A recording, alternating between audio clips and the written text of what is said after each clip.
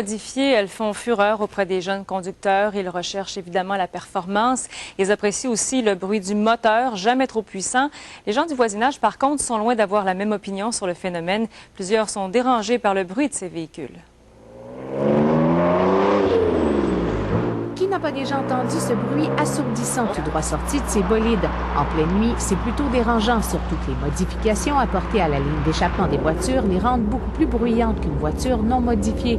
À fond, ce bolide développe entre 100 et 110 décibels, l'équivalent d'un marteau-piqueur ou d'un orchestre de musique pop, alors que notre véhicule n'atteint jamais les 80 décibels, même en poussant le moteur au maximum.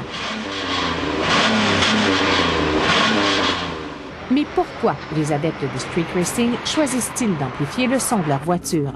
Le but, c'est pas nécessairement de faire plus de bruit.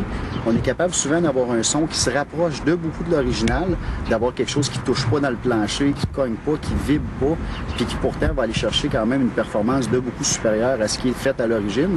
On peut même parler d'une meilleure consommation d'essence à cause de ça. Lorsque les policiers voient une voiture avec un silencieux modifié, ils n'ont pas vraiment les outils requis pour vérifier sa légalité. Ils peuvent toutefois entrer un fil métallique à l'intérieur du silencieux. Il y a encore certains corps policiers qui utilisent le test de la broche. La raison est simple, on prend une broche, on l'insère dans le silencieux, la broche passe, le silencieux n'est pas légal. Je peux pas comprendre ce test-là. Le problème, c'est que de plus en plus de voitures d'origine ne passent même pas ce test. Les contraventions pour les véhicules modifiés sont souvent salées, mais comment un policier fait-il pour dire si une suspension est trop rigide ou un bolide trop bruyant? Quand c'est vraiment flagrant, plus flagrant qu'à la normale, je dirais, ou que c'est excessif, à ce moment-là, on peut sévir via un billet d'infraction.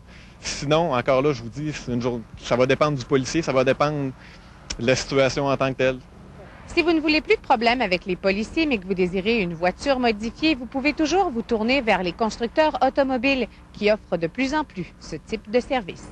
Cette division-là a été mise en marche justement pour offrir la possibilité aux clients d'avoir une voiture modifiée stock, qui est conforme à toutes les lois provinciales, fédérales. Les véhicules modifiés semblent là pour rester.